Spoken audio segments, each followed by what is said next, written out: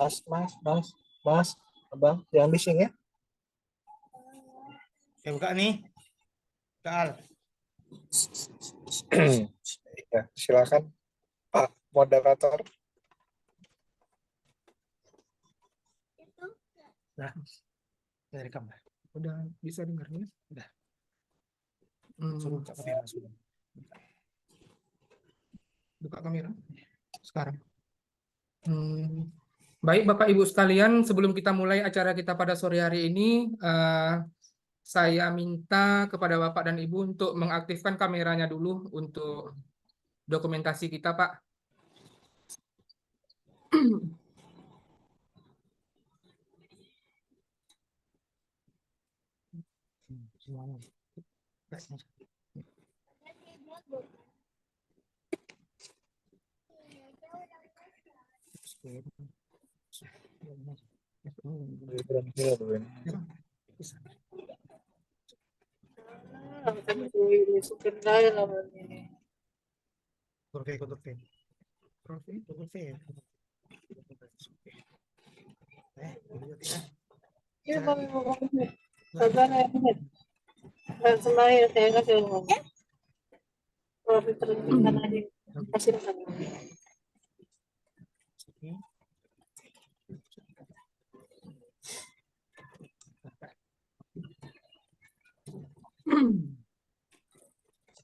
Takut putus gitu ya. Baik, Bismillahirrahmanirrahim. Assalamualaikum warahmatullahi wabarakatuh. Waalaikumsalam warahmatullahi wabarakatuh. Waalaikumsalam warahmatullahi wabarakatuh. Yang terhormat Ketua Panwaslu Kecamatan Pekanbaru Kota beserta Komisioner Panwaslu Kecamatan Pekanbaru Kota yang dalam hal ini diwakilkan oleh Bapak Fajar Fadli dan Ibu Wiwit Oktavianti. Kemudian yang terhormat Bapak Bimantara Prima Adi Cipta SH sebagai narasumber kita pada sore hari ini, serta Bapak dan Ibu peserta bimbingan teknis pelatihan pemungutan dan penghitungan suara pada pemilu 2024 bagi saksi peserta pemilu se-Kecamatan Pekanbaru Kota yang kami hormati. Puji syukur kehadiran Allah Subhanahu wa Ta'ala yang mana berkat rahmat dan karunia-Nya kita masih diberikannya kesehatan dan kesempatan untuk dapat hadir di bimbingan teknis bagi saksi se-Kecamatan Pekanbaru Kota. Salawat berakaikan salam tidak bosan-bosannya kita hadiahkan buat junjungan kita Nabi besar Muhammad SAW dengan ucapan Allahumma sholli ala Sayyidina Muhammad wa ala ali Sayyidina Muhammad. Baiklah, saya tidak akan memperpanjang mukadimah, langsung saja kita dengarkan kata sambutan dari Komisioner Panwaslu Kecamatan Pekanbaru Kota yang dalam hal ini akan disampaikan oleh Bapak Fajar Fadli. Kepada Bapak, waktu dan tempat kami persilakan. Terima kasih Saudara Al. Assalamualaikum warahmatullahi wabarakatuh. Selamat sore untuk kita semua.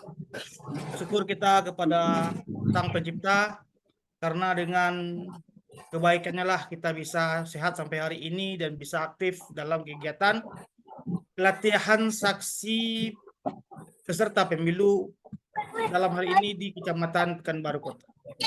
Dalam kesempatan ini saya mewakili dari panitia pengawas pemilu Kecamatan Pekanbaru Kota mengucapkan terima kasih kepada bapak-bapak, ibu-ibu telah bersedia untuk kami undang dalam kegiatan pelatihan saksi peserta pemilu ini.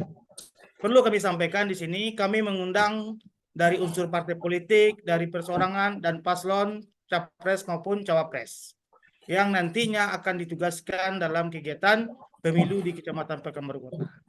Adapun sumber anggaran ini berupa dari anggaran APBN dari kepemiluan 2024 yang mana ini menjadi dasar kegiatan kita pada sore hari ini. Untuk tidak memperpanjang waktu kita, dengan mengucapkan bismillah, pelatihan untuk peserta partai politik dalam hal ini dan perseorangan juga serta capres maupun cawapres untuk Kecamatan Pekanbaru Kota resmi kami buka.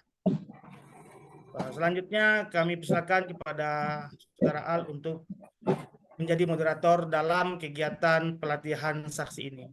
Terima kasih. Wabillahi taufiq wal hidayah. Assalamualaikum warahmatullahi wabarakatuh. Waalaikumsalam. Warahmatullahi wabarakatuh.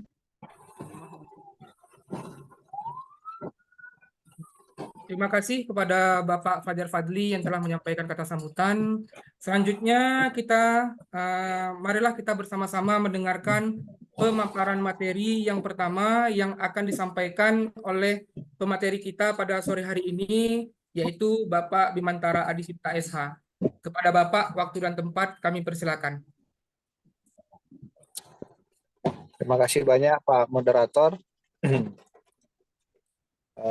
Yang saya hormati Ketua dan anggota Panwaslu Kecamatan Pekanbaru Kota. Yang saya hormati teman-teman tim sekretariat Kecamatan Pekanbaru Kota, dan yang saya banggakan saksi partai politik, pasangan calon presiden, dan saksi calon perseorangan DPD RI pada kesempatan hari ini hadir di rapat Zoom terkait persoalan saksi nantinya di tingkatan TPS. Ucapan syukur pada Allah Subhanahu wa taala, Tuhan yang Maha Esa. Selawat kepada Nabi Muhammad SAW. Semoga kita dapat syafaat di yaumil akhir. Amin ya rabbal alamin. Terima kasih banyak Pak Moderator dalam kesempatan hari ini. Ini seperti ada pepatah, tak ada kayu rotan pun jadi, tak bisa tatap muka jum pun jadi, kan gitu. Nah, ini memang keadaan yang sangat genting kayaknya kan. Ada hal yang penting, ada hal yang genting. Kalau yang penting itu kayaknya rakor-rakor bisa pertemuan tatap muka kan. Kalau ini kayaknya genting kali kayaknya Zoom ya dia. Beberapa hari lagi ini kan kita akan melaksanakan pemungutan dan penghitungan suara. Sekarang udah tanggal 10, merupakan hari terakhir masa kampanye setelah sekian lama dan sekian purnama masa 75 hari melaksanakan kegiatan kampanye, baik itu pasangan calon presiden, kemudian partai politik dengan caleg-calegnya, kemudian calon DPD RI juga. Dan saya mohon maaf karena saya ini memang lagi di jalan, sambil jalan gitu kan.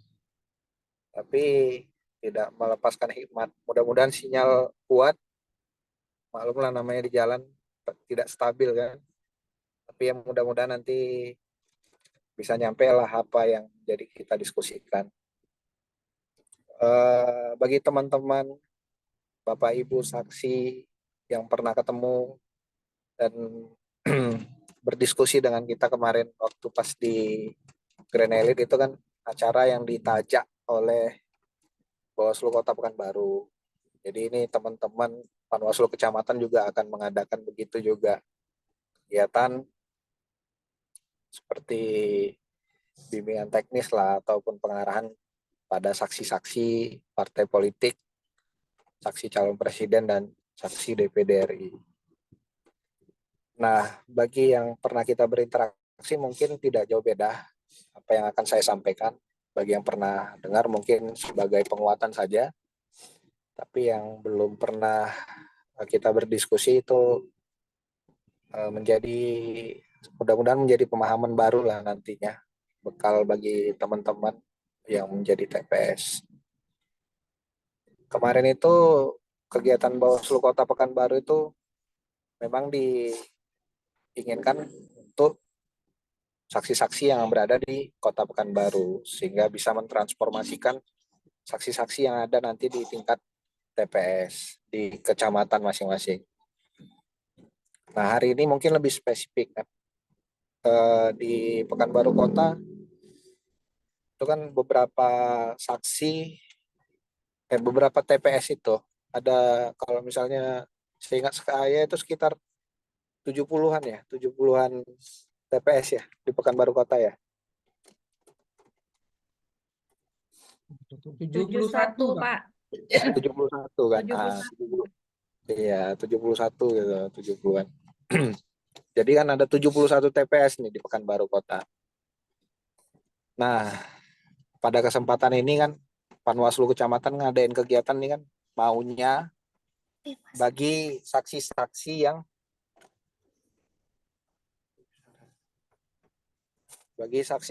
akan mengawasi TPS di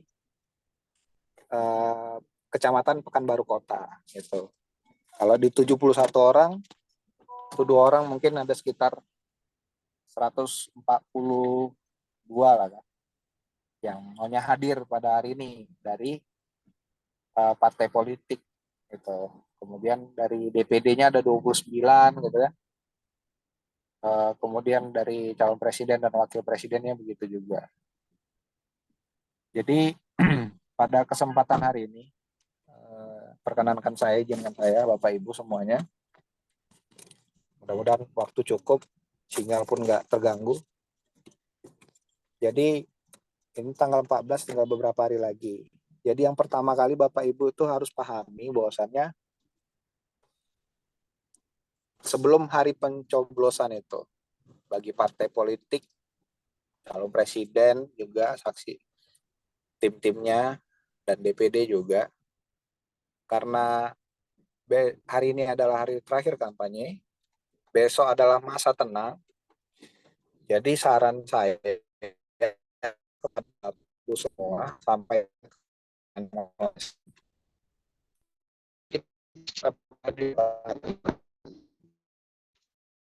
kenapa?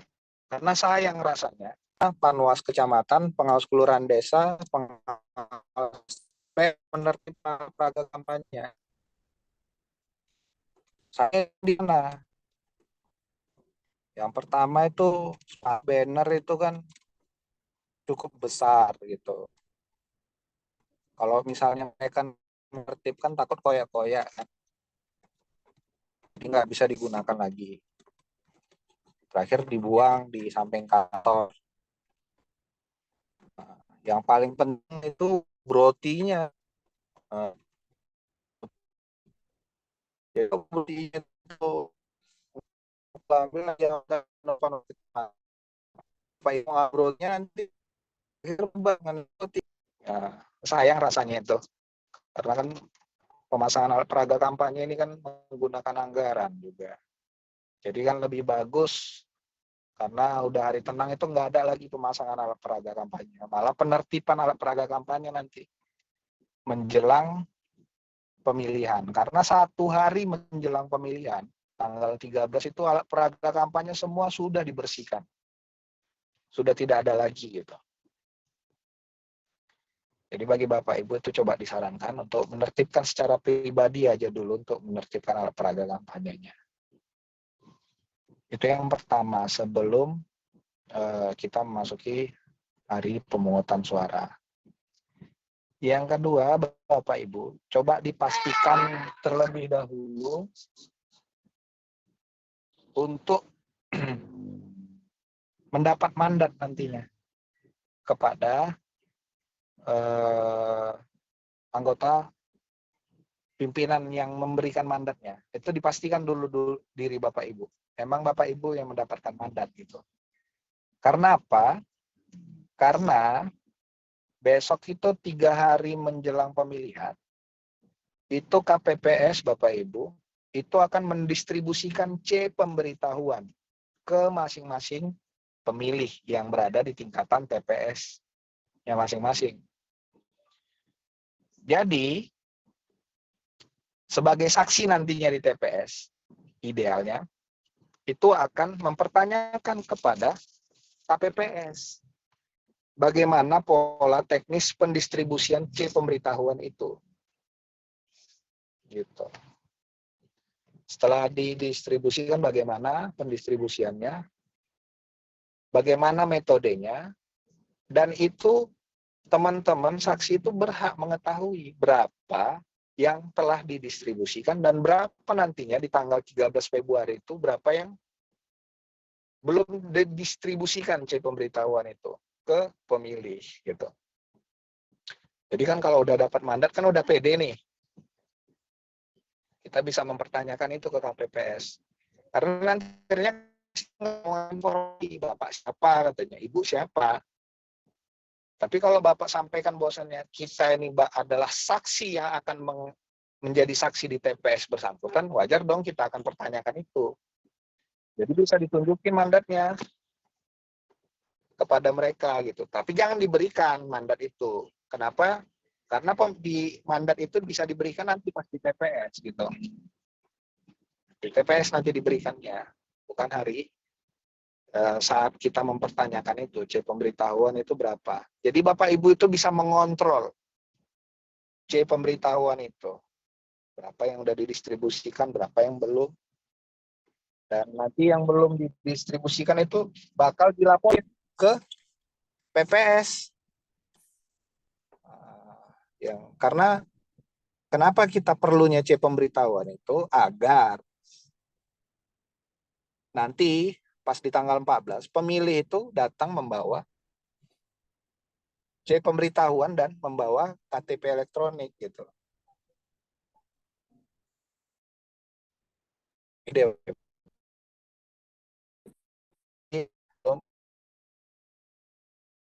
Mempertanyakan juga TPS yang akan dibangun ataupun yang dibuat, mana letaknya, bangunannya, memastikan lengkap di TPS. Ibu bayang kalau misalnya saksi semua hadir di TPS itu, saksi partai politik 18 politik, saksi DPD 29, belum lagi pengawas TPS, belum lagi KPPS 7 orang, belum lagi calon yang di situ menunggu panggilan untuk diberi. Terus dipikir juga tuh kursinya kemudian harus si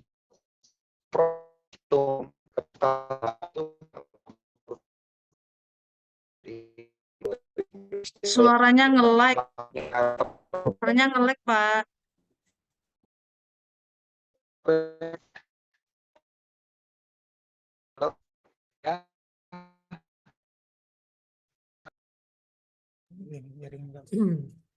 Izin Pak Bima, suaranya agak putus-putus Pak.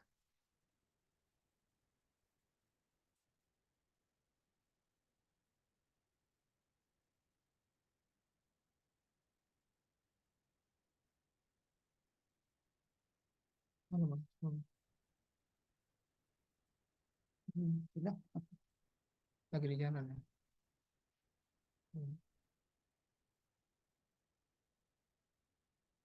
Lagi ini.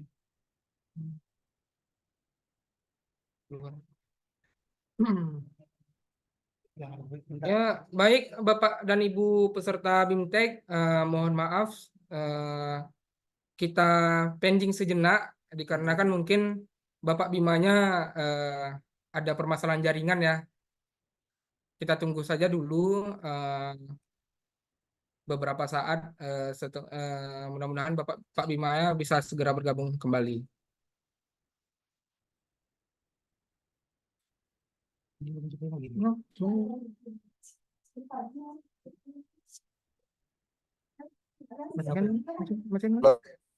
Dengar?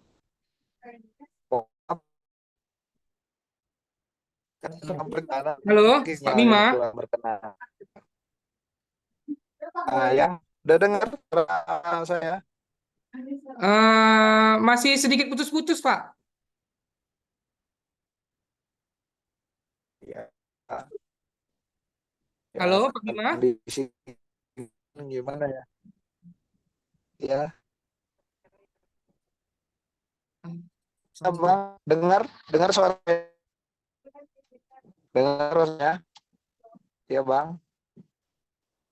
Suaranya putus-putus, Pak Bima. Ya mohon maaf saya kalau misalnya putus-putus suaranya. Saya mencari apa ini posisi sinyal yang bagus jadinya ini sekarang ini. Siap-siap, Pak. Sudah mulai lancar, Pak, suaranya. Boleh disambung, Pak. Sudah mulai. Oke oke. Eh, Ya itu perjalanan hilang-hilang suaranya.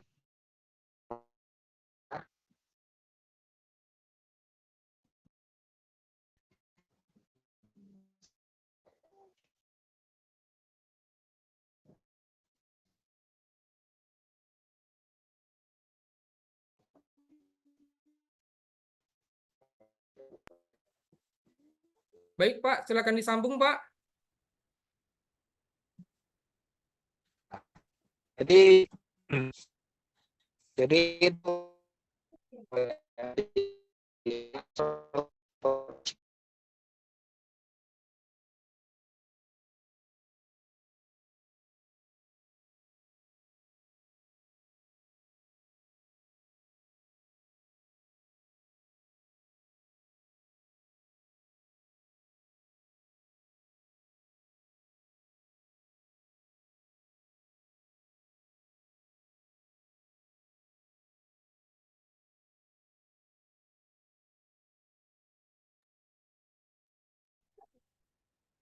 Baik, Bapak dan Ibu sekalian, dimohon bersabar sebentar ya, Pak, Bu. Dikarenakan ada kendala jaringan dari narasumber kita.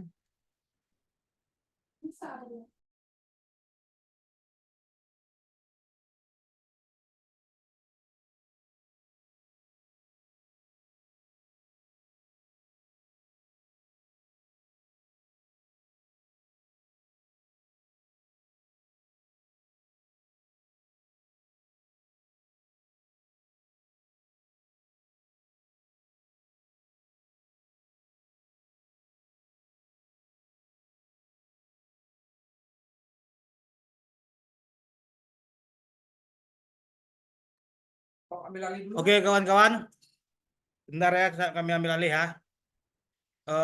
Terkait dengan materi BIMTEK kita. Bisa didengar ya Bapak Ibu, saksi dari peserta pemilu? Dengar. Oke. Pada dasarnya kegiatan saksi peserta pemilu itu dengan kami sebagai pengawas di TPS itu hampir sama. Memastikan bagaimana TPS bisa berjalan lancar semestinya. Baik itu dari persiapan sampai nanti pemungutan hingga perhitungan suara. Bagi kita sendiri yang kami pentingkan adalah bagaimana nanti Bapak Ibu sebagai saksi partai politik, saksi seorangan maupun saksi dari capres maupun cawapres bisa melakukan yang namanya itu pemberian pengawasan terhadap KPPS yang menjalani kegiatan dalam pemungutan suara. Apa itu contohnya? Pertama, bagaimana nantinya orang yang masuk TPS itu merupakan pemilih yang benar-benar memiliki hak untuk dapatkan kertas suara. Apa saja mereka? Klasifikasinya ada namanya DPT, Daftar Pemilih Tetap. Itu nanti bisa kita lihat dari papan pengumuman yang diberikan oleh KPPS di depan pintu masuk. Ada. Dan DPT itu nantinya akan didapatkan salinannya oleh saksi partai politik juga berupa salinan lengkap, tapi tidak ada yang namanya itu NIK-nya. Nah, dari sanalah nanti saksi parpol bisa memastikan bahwa yang datang itu merupakan benar, yang memiliki hak untuk bisa memilih. Nah, jadi seluruh peserta pemilu yang memberikan saksinya di TPS tersebut bisa melakukan yang namanya pengawasan terhadap daftar pemilih tetap. Yang kedua, ada namanya DPTB, daftar pemilih tambahan. Apa itu DPTB? Yaitu orang-orang yang beralamat secara administrasi negara bukan di TPS tersebut, tetapi karena kepentingan dan urusan sesuatu, dia harus meninggalkan wilayah tempat alamatnya dan sekarang berada pada DPT yang ditujunya atau berada pada TPS yang ditujunya. Nah, jadi mereka nanti akan mengurus seluruh syarat persyaratan untuk bisa menjadi daftar pemilih tambahan yang hari ini setelah ditutup peluang untuk menjadi DPTB tersebut. Nah, nanti Bapak Ibu sebagai saksi partai politik akan mendapatkan juga salinannya. DPTB tersebut. Dari itulah Bapak Ibu bisa melihat seberapa besar animo masyarakat untuk hadir, baik itu klasifikasinya DPT maupun DPTB, untuk ikut dalam pemungutan suara di TPS. Lalu apa lagi yang bisa Bapak Ibu lakukan? Pak Bimas bisa lancar Iya. suara Pak Bimas? Oh, iya, iya. Nah, oke. Udah dengar. Oke, kami Mohon serahi pada Pak Bimas. maaf. Terima kasih Pak Bimas. Mohon maaf kali Bapak Ibu semuanya. Ya. Aduh. Putus-putus apa sinyal kita ini, asalkan jangan hubungan kita aja yang terputus. Hai. Oke. Yuk, lanjut lagi. Oke deh. Jadi Bapak Ibu, dalam hal ini tadi kan itu persiapan sebelum pemilihan di tanggal 14. Begitu. Jadi kita bicara tentang itu sebelum ya, di tanggal 13 pembersihan APK, kemudian menyiapkan mandat, kemudian memastikan TPS yang akan digunakan. Saya mencari lokasi nih ya. Jadi menyiapkan TPS yang akan dibuat, menyarankan kepada KPPS, kemudian pemberitahuan itu pendistribusiannya bagaimana, kemudian berapa yang sudah dialokasikan. Nah, itu yang Bapak Ibu pertanyakan gitu. Itu dalam proses sebelum pemilihan di tanggal 14. Kemudian di tanggal 14-nya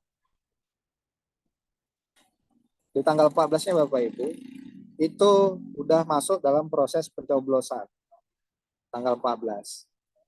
Nah, Bapak Ibu selaku saksi coba untuk hadir di TPS itu di pukul 6.30. Kenapa saya bilang pukul 6.30? Karena Bapak Ibu harus memastikan diri Bapak Ibu itu dalam segala sesuatu prosesnya. Segala prosesnya itu bagaimana dalam proses nanti proses pembukaan kotak suara lengkap atau tidak, menghitung berapa jumlah yang akan sinkron atau enggak kertas suaranya, kemudian Bapak Ibu bisa melihat kesiapannya apakah sudah ditempel DPT-nya di situ, kemudian tanda coblos suara sah atau tidaknya itu bagaimana, itu nanti pas di TPS itu kan Bapak lihat itu. Kemudian caleg-calegnya udah ditempel atau belum gitu. Itu kan di tanggal 14 itu Bapak lihat. Nah, ketika Bapak hadir pukul 6.30 itu kan bisa menjadi patokan Bapak Ibu mengetahui prosedurnya dari awal. Memang sih idealnya siapa yang menjadi saksi di TPS itu adalah orang yang mencoblos di TPS bersangkutan. Agar apa? Agar mengetahui. Jadi jangan pula kita mencoblos di mana kemudian jadi saksinya di mana itu. Kita bicara proses ideal, tapi kan banyak yang terjadi itu ya terkadang ya mendelegasikan saksi itu terkadang tidak sesuai dengan pas TPS yang bersangkutan. Nah, kemudian Bapak Ibu, setelah Bapak Ibu pastikan dalam proses pencoblosan itu di tanggal 6 itu, di tanggal 14 jam 6.30 Bapak hadir. Nah, kemudian Bapak Ibu nanti dalam menjadi saksi itu, dalam surat mandat yang akan diberikan kepada KPPS itu kan berjumlah 2 orang. Nah, jangan lebih. Dari mana saksi yang didelegasikan itu? Yang pertama dari kantor DPC atau DPD kan di tingkatan skup kota.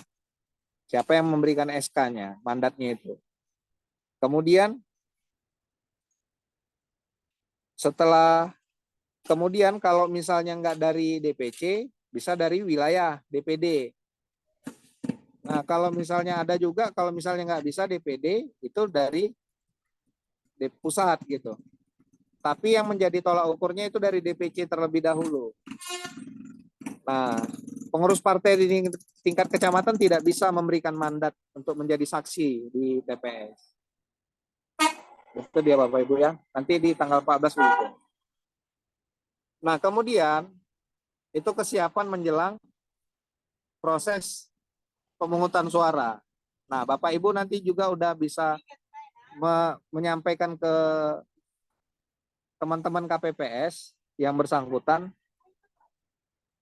bahwasannya kalau sudah fix dan final dalam proses ini udah, ayo lanjut. Itu kan udah buat berita acara, udah segala macam, udah jalan. Nah, ketika proses ini berlangsung Bapak Ibu harus mengetahui juga terlebih dahulu apa namanya itu DPT, DPTB, kemudian namanya DPK. DPT itu harus Bapak Ibu ketahui, DPT itu adalah orang yang terdaftar dalam daftar pemilih tetap gitu. Itu ada berapa DPT-nya. Kemudian DPTB Bapak Ibu harus ketahui. Nah, DPTB itu bagaimana siapa-siapa aja orangnya gitu. Orangnya itu adalah orang yang pindah domisili dalam melakukan pencoblosan dikarenakan mungkin aktivitas pekerjaan atau misalnya karena sakit gitu. Jadi pindah domisili dia, bisa diurus di KPPS. Nah, hari ini DPTB itu dalam pengurusannya sudah tutup Bapak Ibu. Sudah tutup, jadi udah close mengenai DPTB, itu udah final di tingkatan KPU. Kemudian Bapak Ibu juga harus kenal namanya DPK, daftar pemilih khusus. Itu siapa-siapa aja. Daftar pemilih khusus adalah orang yang telah memiliki KTP elektronik, tapi dia tidak terdaftar dalam DPT dan DPTB. Gitu. Itu Bapak Ibu harus ketahui itu. Nah, jam 7 pagi, Bapak Ibu proses pemilihan pencoblosan, pemungutan suara itu dilaksanakan. Jam 7 sampai dengan jam 1. Itu untuk DPT dan DPTB. Kemudian, kalau DPK, daftar pemilih khusus yang hanya menggunakan KTP elektronik, itu memilihnya itu dari jam 12 sampai jam 1 gitu.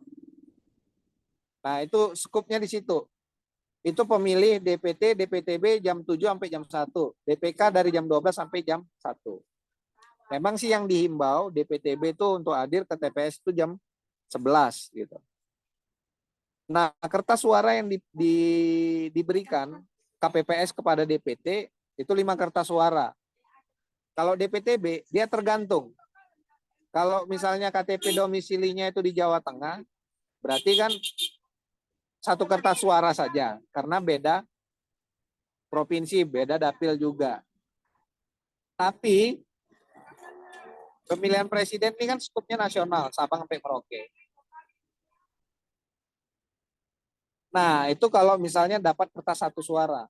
Nah, kalau 2 kertas suara, presiden dan DPD kalau misalnya dia tinggal di wilayah Provinsi Riau.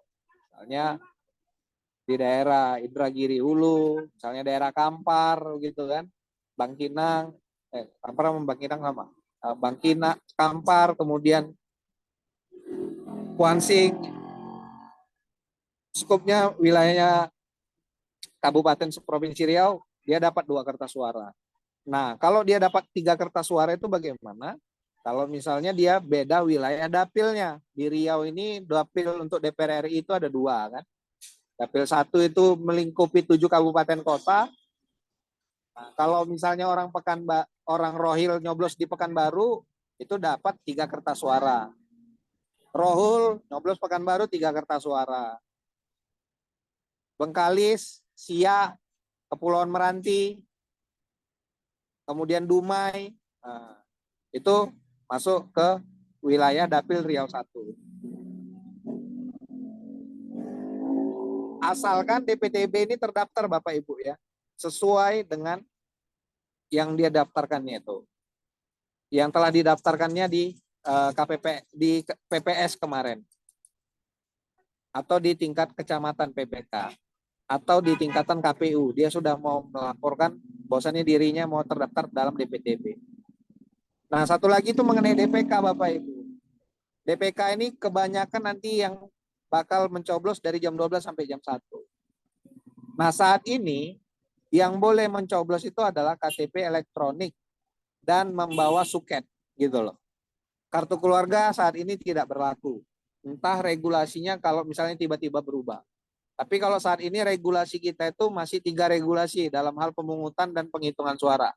Ada Undang-Undang 7 tahun 2017, PKPU 25 tahun 2023, dan KPT KPU, keputusan KPU nomor 66 tentang pedoman teknis. Masih itu rujukannya terlebih dahulu, dasar hukumnya. Entah nanti tiba-tiba berubah. Dalam rujukannya, dalam pedoman itu, yang masih berlaku KTP elektronik dan suket. Gitu. KK tidak berlaku Bapak Ibu ya. Untuk hadir dalam TPS itu. Nah itu stretching pointnya. Nah kemudian dalam DPK ini nanti kebanyakan yang mencoblos itu harus sesuai dengan domisilinya begitu. Nah dilihat di KTP-nya itu Kecamatan Pekanbaru Kota. Kelurahannya misalnya Kelurahan Simpang 4. Ada kan Pekanbaru Kota Kelurahan Simpang 4 kan? Ada, Pak. Ada Pak Bima. Oke. Jadi kecamatannya Pekanbaru Kota, kelurahannya Simpang 4, RT-nya RT 2, RW-nya RW 1. Maka pemilih itu dia mencoblos di TPS itu. Tidak bisa bergeser dari situ. Kenapa? Dikarenakan nanti kalau misalnya dia tidak mencoblos di daerah itu,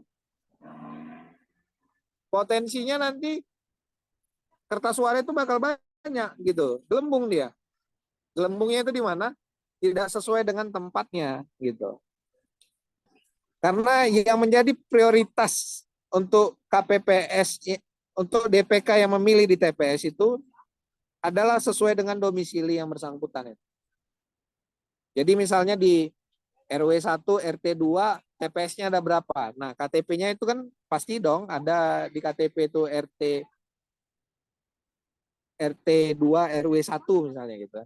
Itu kan pasti tercantum di situ. Nah, di RW 1, RT 2 ini ada berapa TPS di situ? Pasti kan kelihatan itu. Nah, disitulah mereka mencoblos. Nah, bagaimana kalau misalnya masyarakat datang ke situ tidak pas dia mencoblos, tidak sesuai dia dengan domisili datang ke situ, disarankan untuk dia mencoblos sesuai dengan tempatnya yang bersangkutan. Suruh dia balik ke habitatnya. Balik lu Pak, coblos. Nggak bisa begini, saya daftar begini, begitu, begitu. Misalnya kan begitu itu. Nah, kemarin kenapa tidak mendaftar sebagai DPTB kalau misalnya pindah milih gitu. Itu dia. Jadi itulah gambarannya Bapak Ibu mengenai DPT, DPTB, dan DPK. Jadi dalam proses pencoblosan pemungutan suara itu dari jam 7 sampai jam 1. Nah, kemudian dalam proses pemungutan suara itu dilakukan setelah selesai proses pemungutan suara. Bisa dikatakan itu dari jam 1 sampai dengan besok harinya, jam 12 siang. Kenapa saya bilang besok harinya sampai jam 12 siang? Karena kertas suara yang akan dihitung itu ada 5, Bapak Ibu. Pertama itu Presiden, yang kedua DPR dihitung, yang ketiga DPD, yang keempat DPR Provinsi, yang kelima DPR Kota. Nah ini kan banyak ini yang mau dihitung nih. Nah ketika banyak ini dihitung, kemungkinan besar tidak siap dia dalam hari itu juga. Ketika jam 12 malam tanggal 14 Februari, jam 23.59 tidak selesai dalam proses penghitungan, itu bisa ditambah 12 jam untuk hari berikutnya tanpa jeda. Itu menjadi garis bawahi, tanpa jeda Bapak Ibu. Jadi saksi itu dia tidak disarankan jangan bergeser. Artinya karena proses penghitungan kertas suara itu dilaksanakan tanpa jeda. Artinya tanpa ada istirahat, tanpa ada tidur malam. Nah, begitulah. Diselesaikan sampai selesai. Gitu. Di saat itu juga gitu. Jam berapanya selesai, ya terserah gitu. Yang penting tidak lewat dari jam 12 siang tanggal 15 Februari. Nah, itu dia Bapak Ibu. Jadi ya bagi teman-teman yang mau jadi saksi, harap jangan begadang, jaga kesehatan. Makanya dikasih 2 itu termin didapat surat mandat itu. Agar apa? Agar bisa plusan kalau misalnya mau istirahat. Itu dia. Itu dalam proses penghitungan. Nah, ketika selesai dihitung, yang diperoleh nanti Bapak Ibu dari KPPS itu ada 2. Yang pertama itu adalah C hasil. C hasil ini itu yang gambar teli Bapak Ibu. Yang garis-garis dia diikat, garis-garis diikat. Kemudian tulisannya itu di teli itu dulu namanya teli, C1 plano dia, dulu namanya C1 plano. Kalau sekarang namanya itu C hasil. Nah, ketika C hasil ini ada, itu dalam bentuk plano, dan tulisannya itu dia mengikuti hologram dia Bapak Ibu. Tidak sembarangan tulisannya, misalnya kan 6 bengkok-bengkok gitu kan, 8 bengkok-bengkok nggak bisa. Jadi dia kayak tulisan kalkulator gitu lah dia. 8 itu kayak mana tulisannya, 2 itu dari atas, bengkok ke bawah, miring lagi ke kiri, bawah ke bawah, nah gitulah dia. Nggak sembarangan 2 gitu kan. Itu tulisannya. Nah itu nanti Bapak Ibu dapat dalam bentuk soft copy dia, di PDF kan. Dikarenakan apa? Dikarenakan C hasil salinan itu tidak Bapak Ibu dapatkan.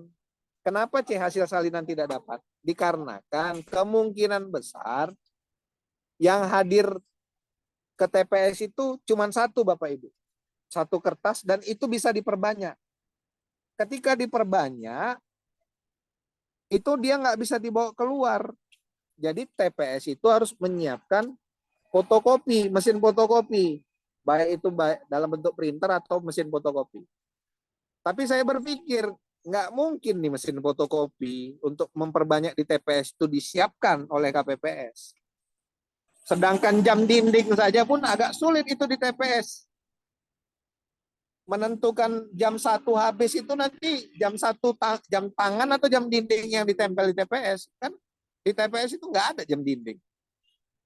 Nanti Bapak Ibu tuh disarankan kepada konstituen Bapak Ibu yang DPK, daftar pemilih khusus itu, untuk mencoblos ke TPS itu bawa fotokopi KTP.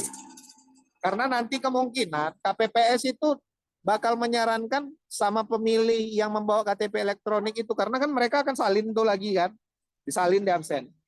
Kekhawatirannya mereka akan menyuruh, fotokopikanlah dulu KTP-nya katanya kan. Kalau misalnya datang dia jam 12 sampai jam 1 itu kan lama cari fotokopi, kalau nggak dibawa cadangan fotokopi KTP itu kalau misalnya memilih, ini KTP aku fotokopinya kan. Jadi kalau misalnya disuruh pergi untuk mencari fotokopi untuk memfotokopikan KTP-nya agak sulit, ya mau tidak mau lah Bapak Ibu kan. Mau tidak mau, suka tidak suka ya, pas gitu udah hadir, udah habis pula jam 1-nya. Itu menjadi masalah. Itu jadi persoalan dia. Jadi dalam proses ini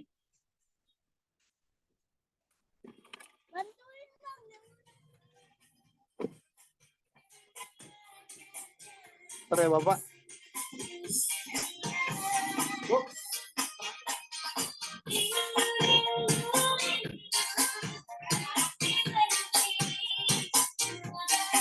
Izin Bu.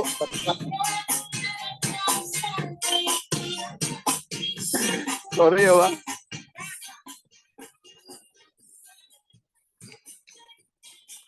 Jadi kalau itu disarankan bahwasannya sama TPS-nya untuk sama konstituen Bapak Ibu untuk membawa KTP fotokopinya lah, agar tidak menjadi perdebatan nantinya di TPS. Kemudian Bapak Ibu, kalau misalnya itu terjadi kan pertimbangannya kan bakal potensi hilang hak pilih warga, khususnya DPK konstituen Bapak Ibu kan. Karena jam 12 sampai jam 1 ini bakal buncit calon pemilih itu. Berbagai macam cara, kalau misalnya tidak sesuai dengan domisilinya, KPPS itu bakal kebingungan itu. Bakal kebingungan. Bagaimana memfilter calon DPK itu masuk sebagai pemilih. Kalau nggak skillnya bagus, penglihatannya tajam, itu bakal menjadi apa namanya? Menjadi perdebatan nantinya di KPPS itu, khususnya di TPS. Jadi kan itu dalam proses tadi agak sedikit lebar. Jadi kita balik lagi bahwasannya proses penghitungan itu jam 12 dari jam 1 sampai dengan jam 12 siang. Kemudian Bapak Ibu mendapatkan soft copy C hasil, dikarenakan C hasil salinan itu tidak bisa Ibu dapatkan karena diperbanyak, itu tidak bisa diperbanyak itu. Jadi dapat soft copy-nya aja. Nah, C hasil salinan juga bisa Bapak Ibu dapatkan soft copy-nya itu. Jadi nanti bisa jadi Bapak Ibu tuh cuman bawa ke kantor DPC masing-masing itu ya soft copy-nya. Karena kalau misalnya Bapak Ibu dapatkan hard copy, misalnya ini ya, ada TPS yang menyiapkan mesin fotokopi di situ. Nah, Bapak Ibu bisa mendapatkan hard copy-nya. Soft copy-nya bisa jadi nggak dapat, begitu loh. Karena didapatkannya adalah hard copy. Karena kemungkinan itu kan pasti terjadi.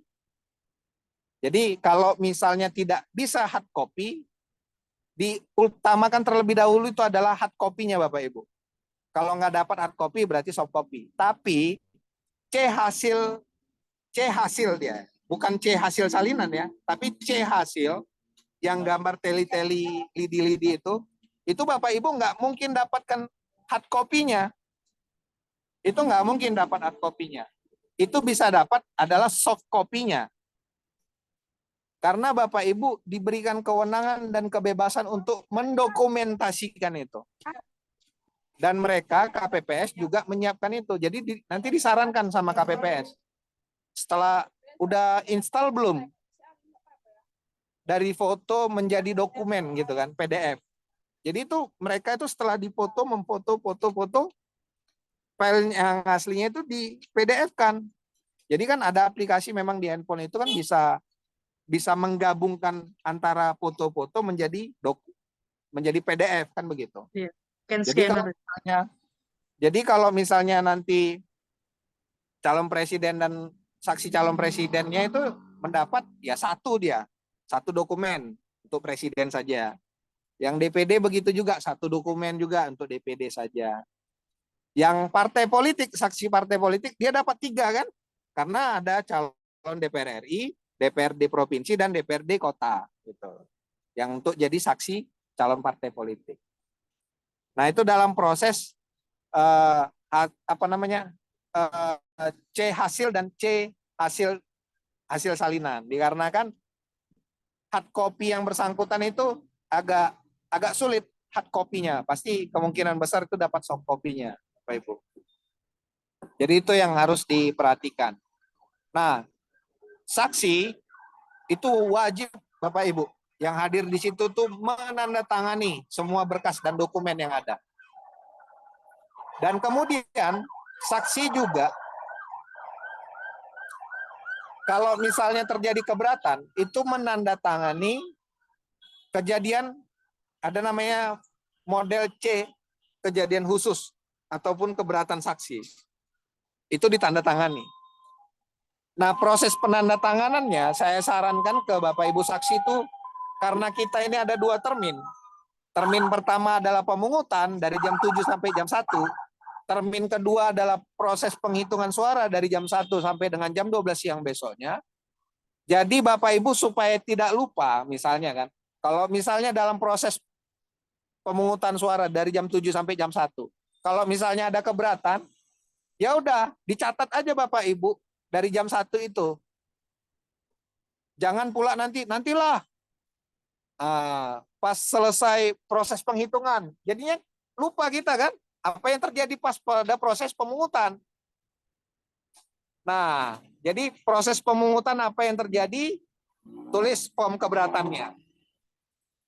Nah, misalnya ada 18 saksi partai politik di situ. 18-18-nya pun kalau keberatan, 18 kertas keberatan saksi itu ditandatangani.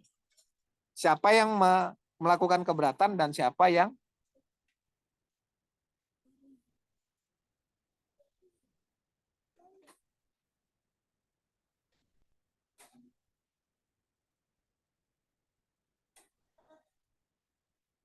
jadi dicatat dia dalam kejadian khusus itu Bapak Ibu.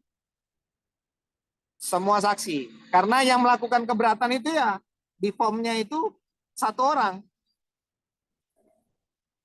Ya artinya kalau misalnya dari partai Tomat misalnya kan keberatan ya ada saksinya tulis dari partai Tomat ini kejadian khususnya apa, alasannya apa gitu. Nanti ada partai Jagung apa gitu. Misalnya sama ya nggak ada masalah. Dua pun keberatannya nggak ada masalah itu. Karena keberatan dalam di TPS itu dia bisa menjadi proses tindak lanjut nantinya dalam hal rekapitulasi di tingkat atasnya. Nah, bagi pengawas TPS itu bisa menjadi laporan bagi kepimpinannya di atasnya, pengawas kelurahan, desa ataupun pengawas kecamatan bisa dijadikan temuan atau Bapak Ibu bisa melaporkan ke pengawas terhadap terjadinya segala sesuatu yang di TPS itu walaupun sudah dicatat dalam model keberatan gitu loh. Nah, jadi itu mengenai keberatannya. Kalau itu menjadi persoalannya. Nah, kemudian Bapak Ibu Bapak Ibu itu berakhir dalam proses tugasnya sebagai saksi itu ketika kotak suara sudah bergeser. Jadi setelah dihitung, nanti kan kelihatan tuh margin errornya itu bagaimana. Kertas suara misalnya berlebih berapa, yang rusak berapa. Karena absensi itu berbeda Bapak Ibu. Mana absensi daftar pemilih yang tercatat dalam DPT, itu beda absennya. Tapi absensi dalam DPTB itu beda absensinya. Kemudian DPK juga beda absensinya. Nanti disinkronkan dengan kertas suara yang berlebih atau misalnya kurang. Nah, kertas suara yang kurang di TPS itu bisa dipinjam Bapak Ibu ke TPS di sekitarnya kalau misalnya kurang gitu loh. Nanti buat berita acaranya, nanti yang meminjamkan itu adalah KPPS. Bisa didampingi oleh saksi, bisa untuk hadir ke sana. Atau misalnya bisa didampingi, misalnya saksi kan ada dua tuh, didampingi satu yang jaga TPS, satu lagi mendampingi dalam proses saksi. Atau pengawas TPS itu kan cuma satu orang Bapak Ibu. Kalau misalnya dia pergi meninggalkan TPS menjadi persoalan juga kan. Entah apa yang terjadi dalam TPS itu bisa dipinjam, ada berita acaranya gitu. Kalau misalnya terjadi kekurangan. Nah, kotak setelah dihitung semua, apa yang menjadi kendala dalam proses penghitungan, dicatat dalam form keberatan, kalau misalnya Bapak Ibu keberatan. Tapi kalau misalnya Bapak Ibu keberatan, kalau misalnya bisa diselesaikan di situ dan Bapak Ibu sebagai saksi terasa puas dan benar gitu dalam melakukan KPPS dalam melakukan proses pemungutan ataupun penghitungan kertas suara itu sudah pas, ya udah nggak ada masalah, nggak perlu ada dicatat dalam form keberatan. Tapi kalau misalnya ini Bapak Ibu kurang terpuaskan begitu kan, tidak menjadi apa namanya, menjadi persoalan gitu. Karena itulah makanya gunanya saksi Bapak Ibu. Ketika nanti dalam proses penghitungan kertas suara itu semua orang mata bakal hadir di situ gitu kan. Nah, saksi dari partai politik tertentu tidak hadir di situ itu menjadi masalah nantinya. Nanti tiba-tiba ada kertas suara yang tidak sah, ada pula yang sah jadi sah, tidak sah menjadi sah gitu kan. Apalagi partai politik yang pas berketepatan di kitanya dibacakan dan saksi partai itu tidak hadir, udah nggak usah sah aja lah dibilang kan, menjadi persoalan juga kan. Makanya jangan ditinggalkan tempat TPS itu gitu para saksi. Nah, berakhirnya tugas saksi itu ketika kotak suara sudah bergeser dari TPS. Sudah tanda tangani, sudah dapat soft copy C hasil ataupun C hasil salinan sudah dapat. Kemudian kotak suara sudah mulai bergeser dari TPS ke kantor camat karena rekapitulasi itu Bapak Ibu tidak ada di kantor kelurahan. Rekapitulasi itu dia dari TPS langsung ke kantor kecamatan. Rekapitulasi nanti selanjutnya itu adalah rekapitulasi di tingkat PPK ataupun kecamatan. Jadi itu setelah diserahkan kotak suara itu dari TPS ke PPS, kemudian dibawa ke kantor kecamatan. Itulah berakhir masa tugas dan kerja saksi saat di tingkatan TPS, saksi di TPS. Mungkin itu saja Bapak Ibu secara gambarannya, ya kan? Mudah-mudahan menjadi bekal. Kalau misalnya ada yang mau kita diskusikan, kita diskusikan. Mana tahu saya tergilas pula dalam hal pertanyaan Bapak Ibu, saya tidak bisa menjawabnya. Itu menjadi catatan dan PR kita secara bersama. Mudah-mudahan nanti dalam hal perhelatan Akbar di tanggal 14 ini, siapapun yang menang itu kita nggak peduli. Yang penting prosedur dan mekanisme di tingkatan TPS itu berjalan sesuai dengan aturan mainnya, gitu. Sesuai dengan aturan main Undang-Undang 7 tahun 2017, sesuai dengan aturan main PKPU nomor 25 tahun 2023 dan KPT KPU nomor 66 tahun 2024 tentang pedoman teknis. Mungkin itu saja Bapak Ibu, terima kasih banyak atas atensinya. Kalau ada yang mau dipertanyakan kita diskusikan. Kalau enggak ya gimana, terserah lah, mau ditutup mau dibungkus, terserah lah kan gitu kan. Mungkin itu saja Bapak Ibu, mohon maaf ya putus sinyal, saya lagi dalam perjalanan biasa, namanya keadaan genting kan, makanya tak ada kayu rotan pun jadi kan, tak bisa ketemu Zoom pun jadi kan. Bila taufik wal hidayah. Assalamualaikum warahmatullahi wabarakatuh.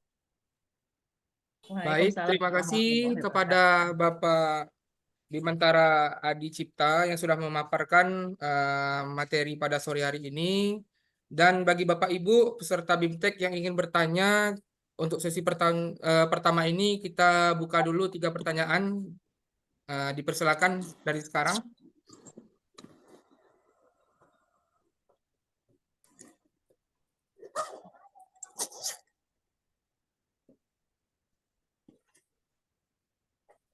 Kayaknya nggak perlu ditanyakan lagi lah, udah pas semua kayaknya kan. Udah enak kayaknya kan. Iya Pak, benar-benar. Ya Bapak dan Ibu, ada yang ingin ditanyakan seputar apa yang dijelaskan oleh Pak Bima tadi? Silakan Bapak Ibu, silakan dibuka mikrofonnya. Bila tidak ada, lanjut pas. Bila tidak, ya bila ada, silakan. Ini saksi-saksi ini berpikir kayak mana jagoan kita bisa menang. Nah itu dia. Kalau bertanya mengenai teknis ini nanti lah itu. Stop.